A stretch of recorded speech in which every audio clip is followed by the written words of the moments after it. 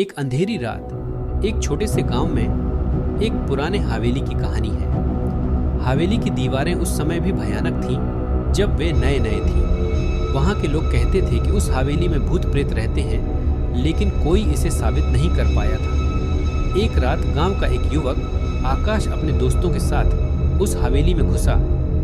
उनकी बातों में कोई विश्वास नहीं था और वे एक छलांग से हवेली में प्रवेश कर गए। हवेली के अंदर की स्थिति उन्हें डरावनी लगने लगी। वे आगे बढ़ते गए और अचानक एक अजीब आवाज सुनाई दी। कौन है? वो आवाज थी जो बिल्कुल भूत प्रेत जैसी थी।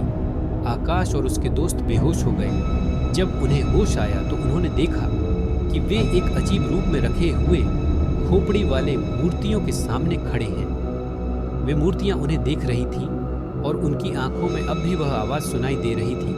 कौन है?